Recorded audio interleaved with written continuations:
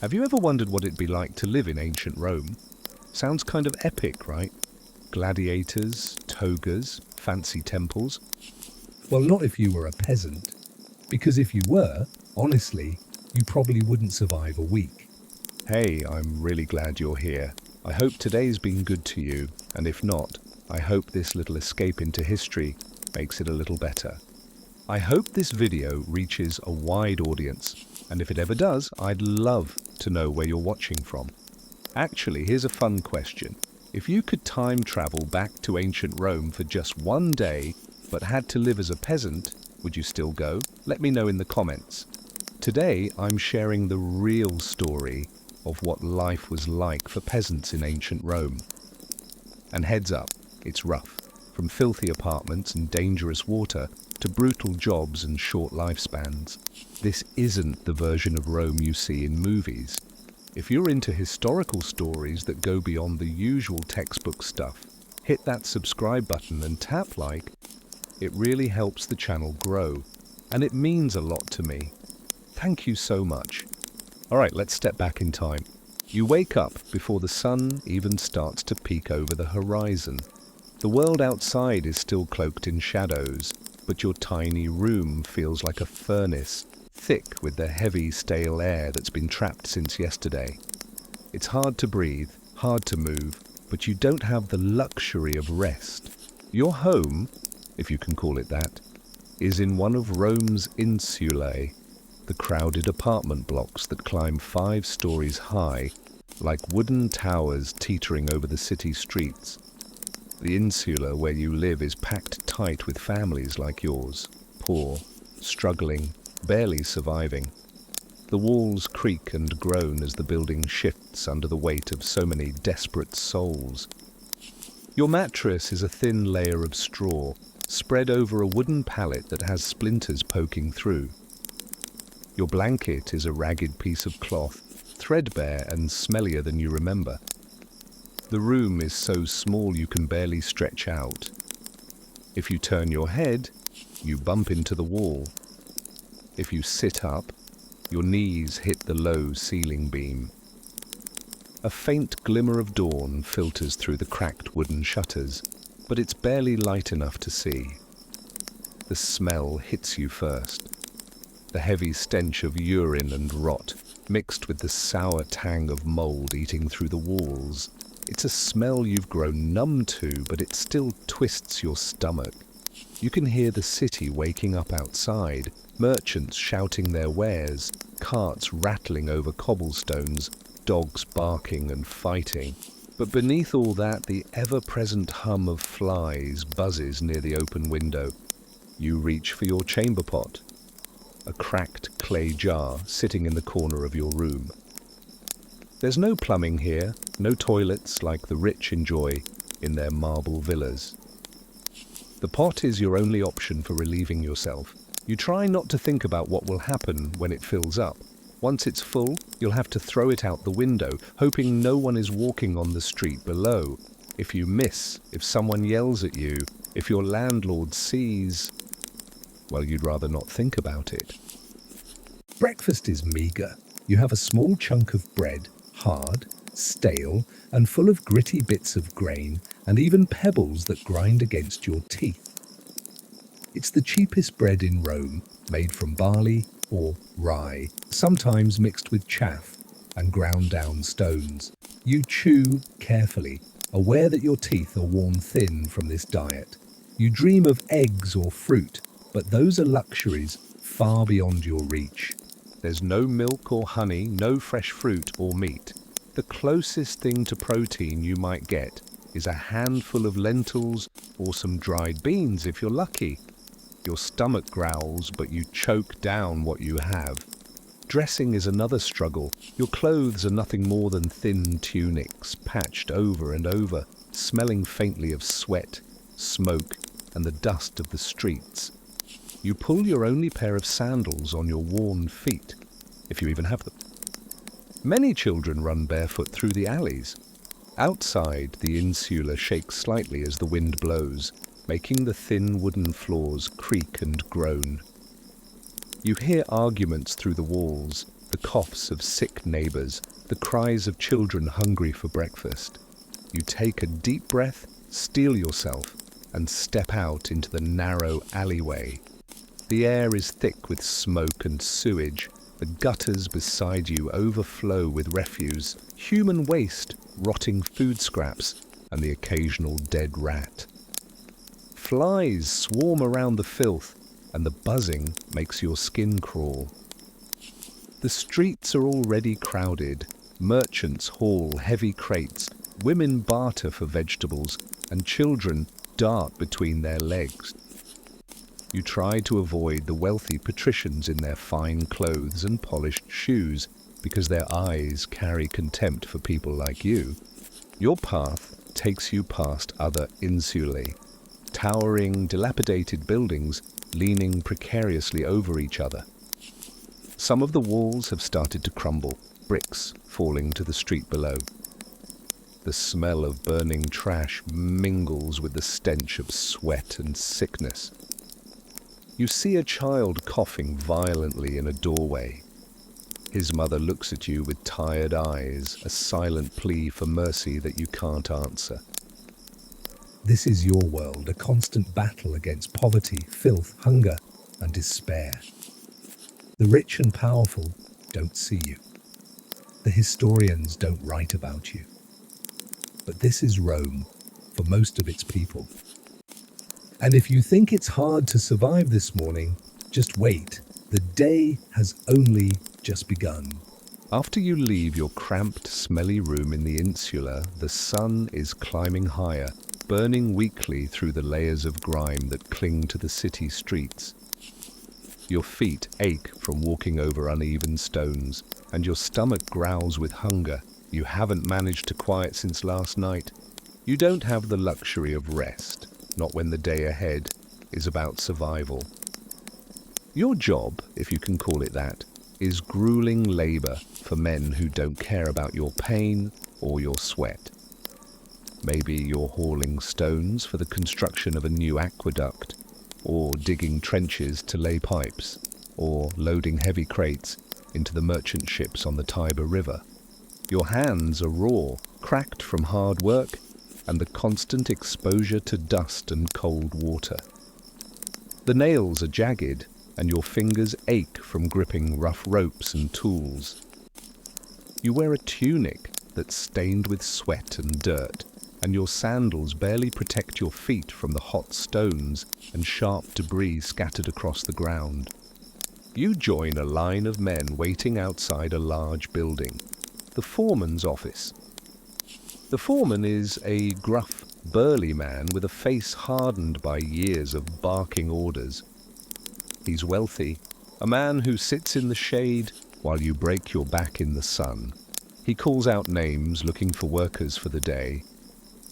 If your name isn't called, you go hungry tonight. If you're picked, you follow the group to the site, a chaotic mess of stone blocks, wood planks, and dirt mounds. The work is backbreaking. You lift heavy stones and place them under the watchful eye of supervisors who shout insults at the slightest mistake. There's no safety gear. You watch a man trip, and he falls awkwardly, twisting his ankle. He can't work tomorrow. No compensation, no sympathy. He'll go hungry, maybe longer. Breaks are short and rare. You eat what scraps you brought, usually stale bread and a few lentils. But your hands shake from exhaustion and hunger. Your muscles ache constantly. Your back is sore and blisters line your palms. Your job is easy to replace. Another poor man waits for his chance. If you don't work, someone else will. That's the law of the streets. You wonder if your children will grow up to do the same. Condemned to this endless cycle of toil and misery. Sometimes you see the wealthy landowners riding by in their carriages adorned in silk and gold, laughing with their friends. They don't see you. They don't know your name, but their fortune is built on your labor. You wonder how they can enjoy their meals while you starve. The sun climbs higher and the heat becomes unbearable. Sweat drips into your eyes, stinging and blurring your vision, but you can't stop. At the end of the day, your body is spent, your clothes soaked with sweat and dirt.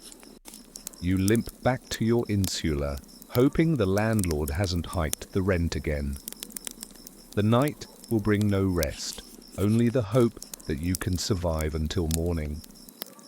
The sky above Rome's tenements is dull and grey, the sun barely penetrating the thick smog of smoke, ash, and city grime.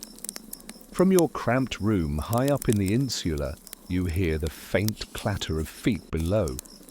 Children already run through the alleyways, their laughter harsh and brittle from hunger. Your throat is parched, your mouth is dry, coated in a crust of bitterness. You clutch a cracked clay jug, the only vessel you have for water, chipped and stained from years of use. It's your lifeline. But the water inside is a far cry from the fresh, cold streams you might imagine. The streets to the well are narrow and littered with refuse, rotten food scraps, broken pottery, piles of human and animal waste dumped from windows or swept from the streets. You navigate carefully to avoid slipping on the slick, muddy ground. Around the corner, a group of men argues loudly over a spot in the queue, their voices rising in frustration and desperation. You wait your turn quietly, hands trembling, not just from cold, but from fear.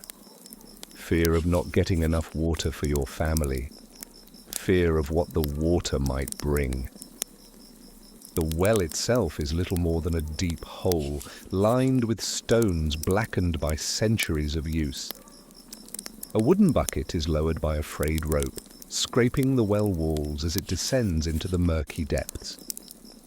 You pull the bucket up slowly, the water inside shimmering faintly, but looking more like muddy soup than life-giving liquid. Small bits of leaves, insects, and even tiny fish float in the water. You bring the bucket close and dip a cup, hesitating at the bitter smell, the faintest hint of decay mixed with algae. Your hands are dirty, and as you bring the cup to your lips, you try to ignore the occasional black specks floating in the water. No one can see the bacteria, the invisible killers, lurking in the water. Typhoid fever, dysentery, and cholera are common words spoken in hushed tones, feared more than any enemy army. When these diseases strike, they don't discriminate by age or strength. Children collapse with fever and relentless diarrhea, their skin pale and their cries piercing the air. Mothers clutch their babies, rocking them desperately, praying to gods whose help feels absent. Across the city's poor districts, sickness spreads like wildfire. Neighbors disappear overnight, victims of fever and infection. Graveyards overflow with the dead, many buried without ceremony in mass graves outside the city walls. You witness the toll on families. Husbands bury wives, parents bury children, and the cycle repeats relentlessly. Some days you make your way to a public fountain, a large stone basin fed by the aqueduct system. To the wealthy, this fountain is a source of pride. For you, it's a source of risk. Hundreds of people crowd around it, scooping water with jars and cups, washing clothes, and sometimes bathing. The water stagnates between refillings, attracting swarms of flies. Children play in the water, their bare feet dirty, scraping skin on the stone. Every hand touches the water, sometimes sick hands. The fountain becomes a crossroads for infection, an open invitation for disease to spread. Roman baths are famous even to you. They promise cleanliness and refreshment, a respite from the daily grind. But for poor Romans, baths were crowded and filthy. Imagine a vast hall filled with steaming water, hundreds of bodies jostling together. The water is rarely changed, heated by furnaces, but teeming with grime. You share a small basin with dozens of others. The oil you use to cleanse yourself is scraped off with a metal blade, a strigil. These blades are reused, often uncleaned, passing skin infections from person to person. You see boils, rashes, and open sores on the bodies around you. Some faint from infections contracted in the baths, collapsing onto the stone floor. The city's sewers, while an engineering marvel, do little for the poor. Waste from rich homes flows into the Cloaca Maxima, the Great Sewer, but insular often have makeshift, inadequate drainage. Sewage leaks into streets and wells. Rain mixes filth with stagnant water, creating breeding grounds for mosquitoes and disease. Picture a family, Marcus, a labourer, his wife, Flavia, and their 2 children.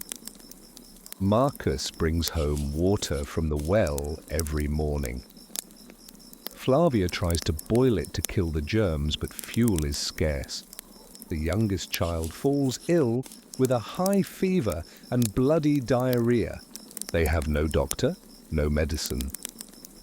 Flavia prays nightly at the household shrine, lighting candles and begging the gods for mercy. Days pass, and the child weakens. The neighbours whisper of curses and evil spirits. The child dies quietly in the night. Marcus buries the child in a narrow, overcrowded cemetery. Grief and fear settle over the family like a shroud. Historians estimate that diseases related to contaminated water and poor sanitation kill thousands annually. Ancient Roman physicians like Galen wrote about the dangers of polluted water, but could do little for the poor. The contrast between the city's grand aqueducts and the suffering of its poorest citizens highlights a cruel irony. Every sip of water could be your last safe one. Yet, without it, you cannot survive. The water is your lifeline and your enemy. Your insula is a towering wooden and mud structure, packed so tightly with families that you can hear every cough, whisper, and sob through the thin walls. The 5 stories creak and sway with the wind, the wood groaning under the weight of too many people and too little care. You live on the top floor, the worst spot. The roof leaks when it rains, the wind rattles the shutters, and the stairways are dark and narrow. Every night you fall asleep listening for sounds. Footsteps, fights, or worse, the crackle of flames. You owe rent every month, a fixed sum paid to a landlord who rarely visits, but whose presence is always felt. His collectors come demanding coins, their faces hard and unyielding. Miss a payment, and the threats begin: eviction, loss of possessions, or worse, violence. You remember last winter when old Gaius's family was thrown out in the middle of a storm, their belongings thrown into the street. They had nowhere to go. The rent you pay consumes nearly all your meagre wages. Sometimes you barter with labour, hauling stones, fetching water, or cleaning. Yet the landlord's demands only increase. He claims rising costs for firewood and repairs, though you see little evidence of either. The threat hangs over you daily: pay up or leave. Insulae are built cheaply and quickly, wood frames filled with mud bricks plastered roughly. No safety codes exist. Open flames are everywhere, oil lamps for light, cooking fires, lanterns hanging precariously. A single mistake can turn your home into an inferno. It starts quietly. A lamp tipping over, in a neighboring apartment. At first, a faint flicker, then smoke curls through the cracks in the walls. You smell it before you see it. That acrid, choking stench of burning wood and thatch. Panic spreads. Children scream, women shout. The stairwell is narrow and jammed with panicked tenants. You clutch your few possessions, trying to shield your children. Smoke chokes the air, coughing tears at your throat. Some scramble down while others push upward, desperate for fresh air. You hear desperate cries from above, families trapped by collapsing beams. No soldiers came to help. No fire brigade exists. Your neighbors try to form a human chain to help each other escape. But flames lick hungrily at the walls and the building begins to crumble. When the fire dies, the street is a heap of ash and charred timbers. People wander in shock, wrapped in rags and clutching what little they saved. Your family's home is gone. The landlord refuses to reduce rent or help. You are forced to find shelter in a crowded alley or with relatives. Fire destroys homes every year. Insulae are rebuilt, but always fragile. You live in fear of the next blaze. Old Marcellus sits outside a burnt-out insula, shaking his head. Lost everything, he says. My wife, my children, all gone. The landlord? He cares not. A young mother, Julia, wraps her baby in a threadbare cloak. We sleep under the stars now, she whispers. Ancient Roman laws tried to regulate building materials and fire safety, but enforcement was lax. Insular fires were common, devastating poor neighborhoods. Dawn breaks slowly over the restless city as anticipation hums beneath the cobblestones. Today is the day when the streets will fill with thousands of poor Romans, their ragged clothes fluttering in the breeze as they make their pilgrimage to the Colosseum. For most, this is not just a day off. It's a sacred ritual, a bitter mixture of excitement, dread, and desperate hope. You join the swelling crowd, gripping a small piece of stale bread clutched tightly in your hand. Hunger gnaws at your stomach, but the promise of the games pushes that away, just for a moment. Around you, children cling to parents' worn tunics, eyes wide with both excitement and fear, while elderly men and women shuffle slowly, their faces etched with hard years of labor and loss. The city roars as you approach the Colosseum, an immense, terrifying monument. The massive stone arches tower above, casting long shadows on the packed streets. Vendors shout, hawking cheap wine, dried olives, and scraps of food. The smell is thick, rotten garbage mixed with the tang of sweat and the faint but persistent scent of blood. You feel the rough, uneven cobblestones beneath your feet and the jostle of bodies pressing around you. The air is dense, filled with voices shouting, children crying, and the occasional roar from inside the arena. Inside, the atmosphere is electric and suffocating all at once. You find a place near the upper tiers, standing room only. The stone seats are cold and hard, and the crowd presses in from all sides, their faces a tangle of sweat, grime, and anticipation. Some smile nervously, others stare blankly, resigned. Above you, banners flap in the wind, bearing the symbols of Rome. Below, the arena floor stretches wide and barren, an unforgiving stage set for death. The games begin with a thunderous release of wild beasts. Lions, bears, and panthers, captured from distant provinces, roar and snarl, pacing the sandy pit. Their eyes gleam with fear and fury. The hunters, dressed in leather and bronze, enter with spears and nets, faces stern and battle-hardened. The crowd cheers loudly. You join in, heart pounding, the adrenaline momentarily masking the hunger and cold. For a moment, the brutal spectacle is a welcome distraction. Then come the gladiators, men trained for one purpose: to kill or be killed. Two warriors stride into the arena, their armor gleaming and their muscles taut. They circle, exchanging strikes and parries in a deadly dance. You watch, fascinated and horrified.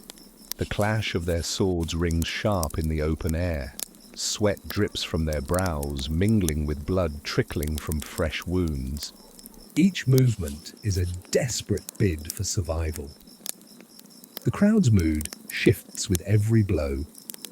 At first, there's excitement and admiration, shouts of "Valeti!" as each gladiator shows skill or courage. But as the fight drags on, faces harden. Some spectators jeer, others whisper prayers. You catch glimpses of terror in the eyes of those around you. Silent acknowledgements that the next combatant might be someone they know. Suddenly, the grim procession of condemned criminals enters the arena. Shackled men stumble in, their faces pale and desperate. These are thieves, debtors, and the desperate castaways of Roman society. Men sentenced to death not by the sword of a gladiator, but by the jaws of wild beasts. Their terrified screams echo off the stone walls. The crowd's cheers turn savage as the beasts are released. You try to look away, but the sound of tearing flesh and the pitiful cries haunt you. Near you, a child clings to his mother, his small hands trembling. "Why?" he whispers, eyes wide and glassy. "Why do they have to die?" His mother's face is pale, lips pressed tight. She pulls him close, whispering, "This is how Rome keeps order, my son. This is the way it must be." The games continue, a brutal parade of death and spectacle. Gladiators fall one by one, some bloodied and begging for mercy, others standing tall despite their wounds. The editor, the official who controls life or death with a thumb's gesture, watches the crowd closely. You see the tension in the gladiators' faces, the mixture of hope and despair as they await the verdict. Executions turn the arena into a nightmare. Men accused of theft or debt are thrown into the pit, slaughtered for the amusement of the masses. The crowd's bloodlust surges, and you feel a sickening thrill mingled with profound horror. But amidst the blood and chaos, moments of bravery and humanity shine through. You cheer for a gladiator who fights not just for survival, but for honor.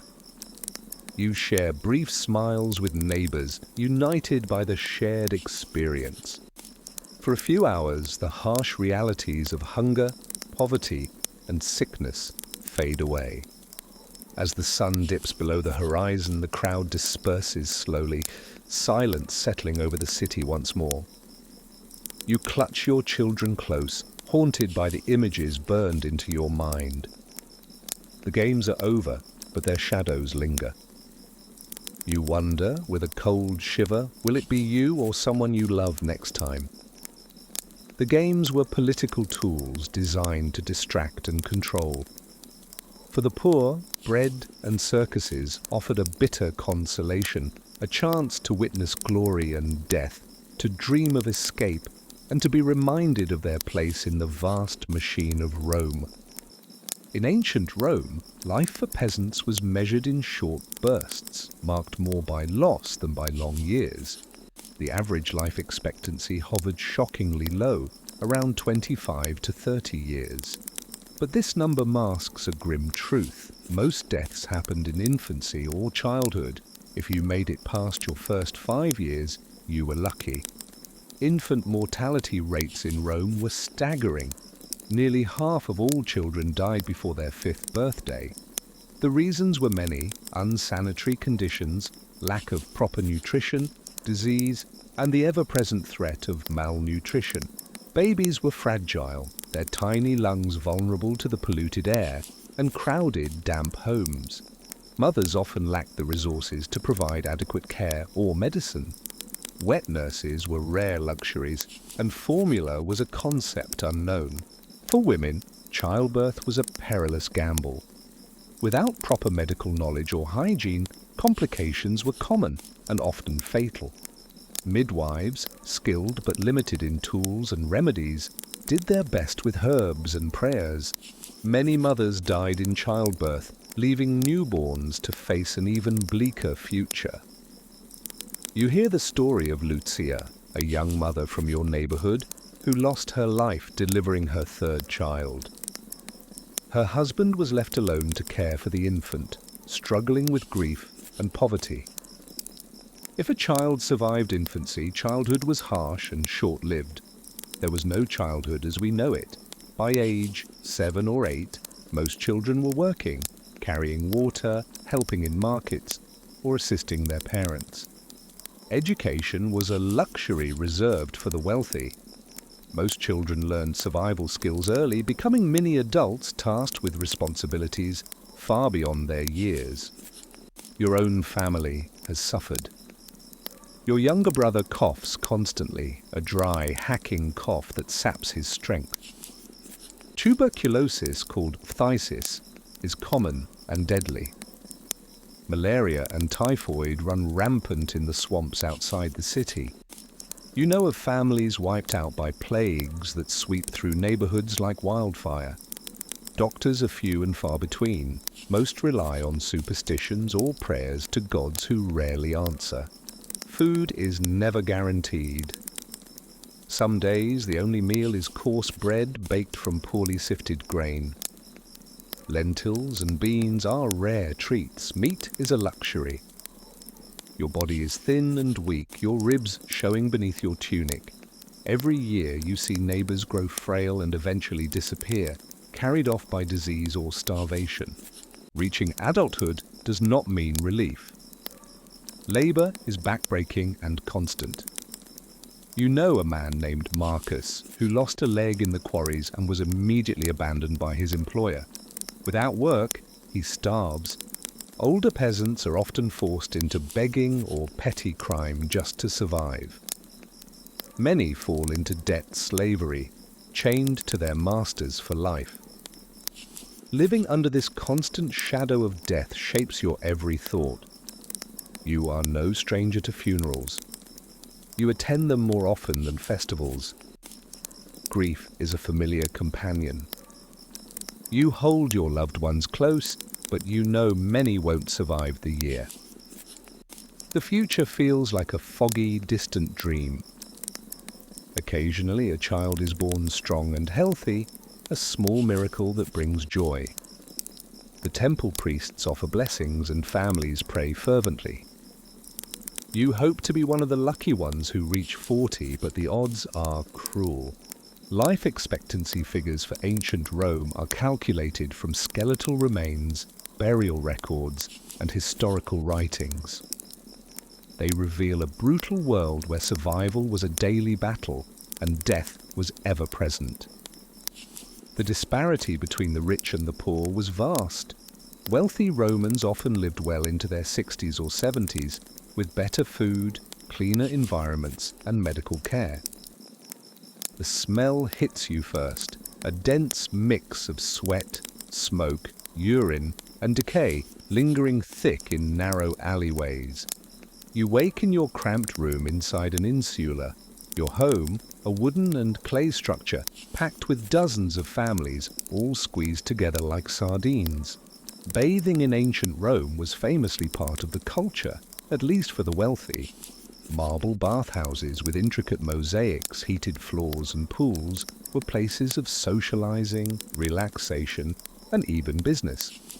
But for you, a poor Roman, these luxuries are out of reach. Instead, you rely on public baths, crowded, grimy, and often dangerous places where disease spreads as easily as water flows. Arriving at the public baths is an ordeal. The entrance is a chaotic scene. people pushing and shoving for space, vendors hawking oil and scraping tools, and children darting through crowds. You pay your small fee, a few copper coins that you can ill afford, and enter the tepid, smoky steam of the baths. Inside, the heat hits you, a mix of hot water and the sweat of hundreds packed in tight. The walls are slick with grime, the floors slippery and cracked. The ritual of cleansing is unlike anything you'd expect. There is no soap as we know it. Instead, Romans used olive oil to coat the skin. You watch others rub thick layers of oil over their bodies, then scrape it off with a metal tool called a strigil, a curved blade that removes dirt, sweat, and oil in a rough, scraping motion. You try it yourself. The sensation is strange, almost painful, as the blade scrapes against your skin. You hear whispers of skin infections and sores spreading because these blades are rarely cleaned between users. Disease spreads silently and quickly here. You see a man collapse suddenly, clutching his chest, sweat pouring down his face. Others murmur about fevers and bad air. Skin boils, rashes, and fungal infections are common. No one has medicine beyond herbal remedies, and many fear to speak openly about illness, worried it might bring bad luck. Privacy is non-existent. Men, women, and children bathe in separate areas, but the spaces are crowded and cramped. You share benches with strangers, rub shoulders with those you've never met. Stories and gossip swirl in the steamy air, but so do bacteria and lice. Between baths, cleanliness is a constant struggle. You return to your cramped home, where running water is absent. You carry buckets from public fountains, trying to keep your space as clean as possible. But with the alleyways clogged with waste and garbage, it feels futile. Sewage and waste were a massive problem. Rome had impressive aqueducts bringing clean water to the city, but poor neighborhoods had little access. Most people dumped waste into the streets or in cesspools beneath their homes. Rats and vermin thrived in this filth, spreading fleas and disease. You know neighbors who have lost limbs or, worse, to infections, caught from simple wounds left untreated in this environment. The concept of hygiene was limited by knowledge and resources. Without understanding germs, Romans believed that bad smells or miasma caused disease, leading to practices like burning incense or fumigating homes. You've seen priests perform purification rituals, waving herbs and chanting prayers, hoping to keep sickness at bay. Your children suffer most. You dread the sight of their small bodies covered in sores or scratching furiously at lice. Bath days become a mix of fear and hope. You want to cleanse their skin, but worry you might expose them to worse illnesses in the crowded baths. The wealthy could afford personal slaves to care for hygiene, but for you, it's a daily battle. You envy those with access to private baths and clean water, but you also resent the cruel irony that the very city that boasts its cleanliness and sophistication turns a blind eye to your suffering. Historical realities. Roman historians praised public baths as marvels of civilization, but archaeological evidence and contemporary writings reveal a darker side. These places were breeding grounds for infections, parasites, and disease outbreaks. Night falls over the labyrinthine streets of Rome's poorest districts, and the city's glittering facade fades into shadows and menace. The torchlight flickers against the cracked walls as you clutch your thin cloak tighter around your shoulders. You know these streets don't welcome the weak. The streets aren't safe, not at night, not ever. Gangs of desperate men and boys prowl like wolves, searching for victims to rob, beat, or worse. Their faces are grimy, their eyes sharp and hungry. They don't hesitate to use violence to take what they want because, in this world, survival is often a matter of brute force. You've seen friends come home with bruises, broken bones, or missing teeth. There's a story told over and over in your neighborhood about a man named Gaius, a former soldier turned thief. When he was caught stealing bread from a market stall, the local authorities tied him to a post and beat him mercilessly until he was barely conscious. The crowd jeered, but no one stepped forward to help. Corruption and cruelty come from every direction. Soldiers who should protect the people often abuse their power. They patrol the streets with harsh eyes and heavier hands, quick to strike down anyone who looks like a troublemaker, or worse, anyone too poor to fight back. Women and children are especially vulnerable. You remember hearing about a young woman, Flavia, who was attacked while returning home from the market. When she reported it, the soldiers laughed and told her there was no justice for someone like her. Justice is reserved for the rich and powerful. The courts favor those with money and influence. If you're poor, accused of theft or rebellion, there's no trial, only swift, brutal punishment. The worst sentence? Crucifixion. Public, slow, and excruciating, reserved for the lowest criminals and slaves. You dread hearing about neighbors who disappeared, rumored to have met this terrible fate for stealing a loaf of bread. Living in fear is part of everyday life. You know you must be alert at all times, never walking alone at night, always keeping valuables hidden, and avoiding confrontations whenever possible.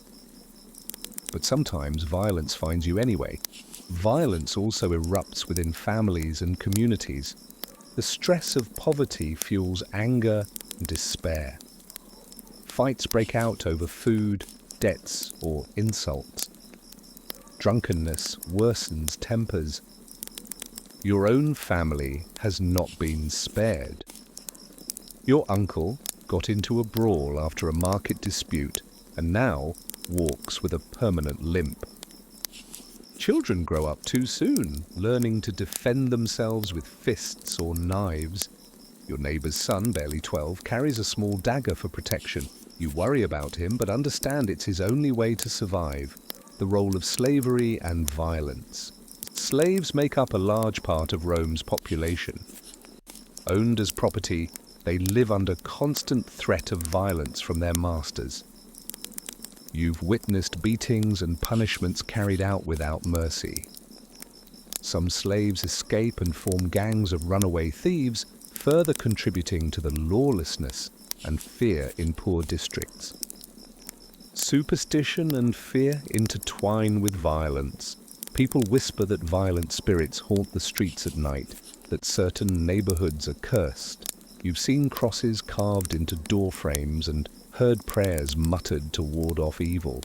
The psychological toll is immense. You wake up with a racing heart, startled by every noise. Sleep is broken and shallow. Your dreams are haunted by the faces of those you've lost or feared. Yet, despite the constant threat, you find moments of resilience and courage. Communities band together to watch over each other, sharing news and warnings. Historical records confirm the brutal reality. Ancient writers describe the violent streets, the harsh punishments, and the corruption of officials. Archaeological evidence of weapon wounds and fortifications in poorer neighborhoods tells a grim story of daily life. In a city crowned with temples and shrines, religion is everywhere, yet for the poor, it offers little comfort. You wake before dawn to the sounds of distant prayers and temple bells ringing through the misty streets. The gods of Rome are many: Jupiter, Mars, Venus, and dozens more, each with their own domain, their own stories, their own demands. Yet for you, a struggling peasant, these gods seem silent. Religion in ancient Rome was a public spectacle. Festivals and sacrifices fill the calendar. Public priests perform elaborate ceremonies and grand temples dominate the skyline. But these grand rituals belong to the elite, to the senators and wealthy who fund the temples and feast in their honor. For you, religion is simpler, more desperate, a string of prayers whispered in dark corners, offerings of bread or wine left on doorsteps, hopes pinned on unseen powers. You worship many gods, polytheism is the norm. You honor household gods, the Lares and Penates who protect your home. You pray to Fortuna for luck, to Ceres for crops, and to Vesta for the hearth's flame. But the gods don't shield you from hunger, disease, or death. The rituals you perform are small and personal. Before leaving for the market, you sprinkle water on the threshold and mutter a prayer. You light candles during times of sickness. You carry a small amulet, hoping it will ward off evil spirits. Sometimes you visit the public temples, but the priests speak in Latin, a language you barely understand, and the ceremonies feel distant. When illness strikes, religion is the only solace, because medicine is scarce and ineffective. You have no doctor's cures, only prayers and superstitions. You've heard of magical potions and charms, but most are scams or useless. You go to the temple of Aesculapius, the god of healing, carrying offerings, hoping for a miracle. The rise of Christianity changes everything, but not for the better. Christianity, with its promise of eternal life and equality before God, spreads quietly at first. It attracts many poor Romans, offering hope and a sense of community denied elsewhere. But the Roman state views Christians with suspicion and hostility. Their refusal to worship the traditional gods is seen as rebellion. You hear terrifying stories of Christians arrested and punished cruelly. Men, women, and children are thrown to lions in the Colosseum, their faith condemned as a threat to Roman order. These public spectacles are both entertainment and warning. You know families who have gone into hiding, practicing their faith in secret, whispering prayers in dark basements. Religion does not protect you from the harsh realities of life. No god intervenes to stop the landlords who raise the rent or the soldiers who beat the poor. No deity prevents the spread of plague or famine. You begin to question, why do the gods favor the rich and powerful? Why is your life so full of suffering while the temples gleam with gold? Still, faith persists because it is all you have. In the darkest moments, a prayer can be a lifeline, a source of hope that tomorrow might be better. You cling to this fragile belief, even as the world around you grows more brutal. Roman religion was deeply woven into daily life, but it often excluded or marginalized the poor. Christianity's rise marked a major shift, but also brought new persecution. Ancient texts reveal both reverence and fear of divine wrath, reflecting the precariousness of life for the powerless. The sun sets over Rome's bustling streets, casting long shadows that stretch over the grand temples, majestic forums, and the mighty Colosseum. But far from these symbols of power and glory, in the cramped, dark alleys and forgotten corners, another story unfolds. One of the countless poor souls whose lives, struggles, and sacrifices will vanish without a trace. You were born into poverty, and you will likely die forgotten. No statues will be erected in your honor. No poets will write of your bravery or kindness. Your name will never be etched into marble or sung in the forums. Your story, like millions of others, will be swallowed by time, buried beneath the grandeur of Rome's official history. This is the reality for most ancient Romans, the peasants, laborers, slaves, and the destitute. Their sweat built the roads, their hands shaped the city's stones, and their blood watered the foundations of Rome. Yet their lives were deemed insignificant by the historians and elites who controlled the narrative. Your days were filled with toil and hardship. From dawn until dusk, you worked tirelessly, carrying heavy loads, tending to the fields, cleaning the streets, or serving the wealthy.